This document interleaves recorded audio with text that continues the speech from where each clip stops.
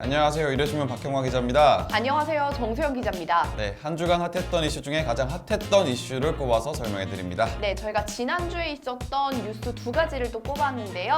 오늘 어떤 뉴스가 있을지 각각 소개해 드리도록 하겠습니다. 법무부 황제 의전이 지난주에 가장 뜨거운 논란이었습니다. 영화 같은 일이 벌어졌죠. 우리나라 정부가 우리나라에 협력했던 아프가니스탄인 390명 정도를 구출했습니다. 이분들은 8월 26일 인천국제공항을 통해서 한국으로 들어왔는데요.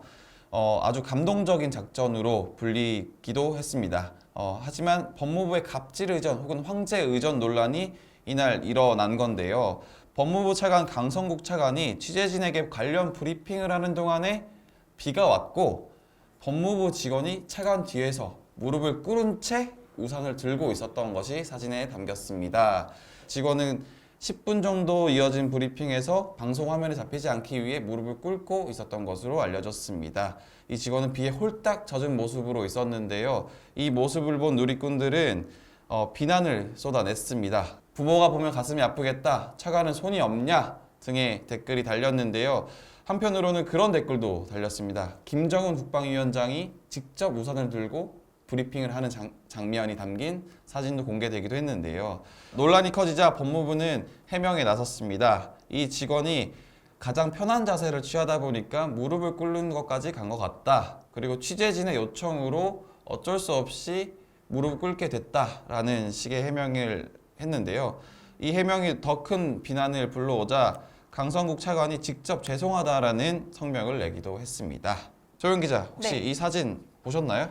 네, 저는 이 사진이 이게 기사가 나기 전에 이미 지인으로부터 사진만 좀 받았어요. 근데 사실 저는 처음에 합성인 줄 알았거든요. 이게 왜냐면 사실 이렇게 비가 오는 날이었는데 안 그래도 무릎을 꿇는다는 것 자체가 조금 보기에 네. 좀 안 좋잖아요. 그쵸. 그런데 비가 오는 날 이렇게 무릎을 꿇고 있다? 말이 안 되는데 했지만 합성은 아니었더라고요. 그래서 저도 솔직히 좀 적잖게 법무부 측에 놀랬던 기억이 좀 납니다. 예.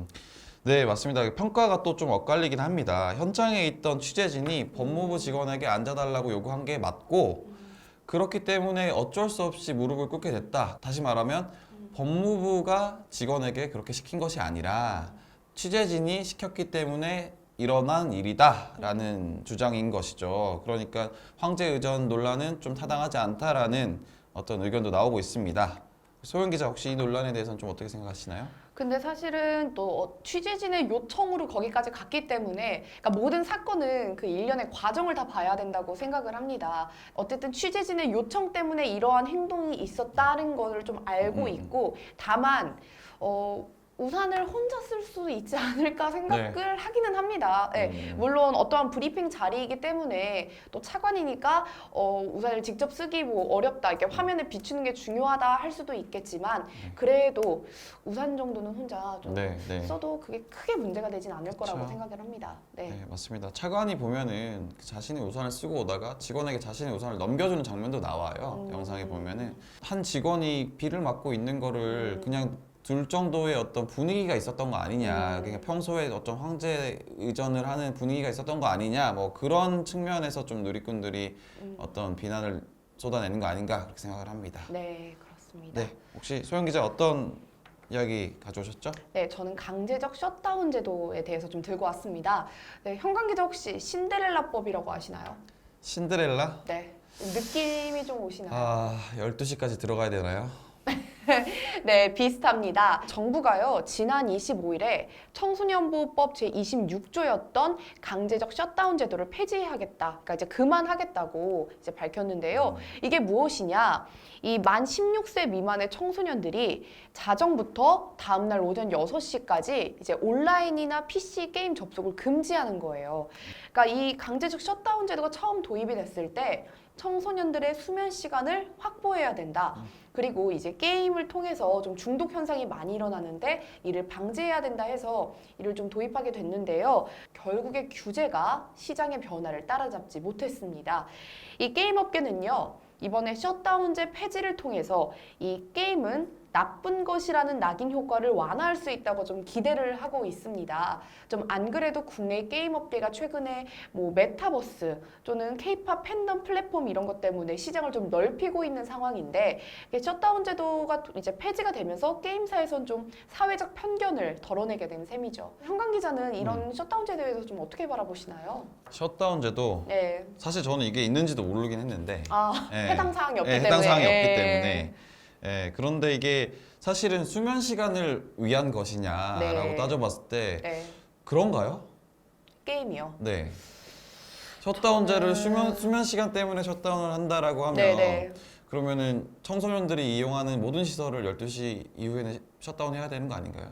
그렇기는 하죠. 규제 자체가 그러니까 뭐 청소년의 수면 시간, 게임 중독 이건 약간 명분의 느낌이 조금 있고요. 사실상 규제가 있으면 100명이 게임할 수 있는 걸 뭐 70명, 80명 그러니까 인원을 좀 줄이는 데는 좋지 않을까 싶어요. 저희도 뭐 예를 들어서 마스크를 쓰세요 했을 때 누군가는 조금 뭐 턱스크를 한다든지 이런 경우에 있지만 어쨌든 마스크를 쓰려고는 하잖아요. 그러니까 규제를 지키려는 사람을 조금 늘리려는 효과 때문에 한 것 같은데 셧다운제가 있어서 게임 효과를 줄일 수 있다. 이건 조금 네, 저도 사실 네. 이거에 대한 부정적인 좀 의견이 그러니까 있습니다. 너무 사실은 좀 옥죄 있는 거 아닌가라는 네, 생각을 네. 합니다. 그러니까 이게 게임이 네. 나쁘기 때문에 셧다운제를 한다라는 거 아니에요. 그 독서실을 셧다운한다라는 소리는 못 들어봤거든요. 저는. 네. 어린 시절이 떠오르셨다는데. 네. 너무 흥분했네요. 네. 네. 그렇습니다. 네. 네. 하지만 이 교육계와 학부모들은 좀 의견이 다릅니다. 이들이 좀 우려하고 있는데요. 셧다운제 폐지 자체가 최소한의 안전망을 포기한다 이런 의견 때문입니다. 이들이요. 코로나19 때문에 아이들이 집에서 수업을 듣고 그러다 보니까 디지털 미디어 환경이 노출 시간이 안 그래도 많아졌는데 셧다운 제도를 폐지하면 그 시간이 더 많아지는 것 아니냐며 반발하고 나섰습니다.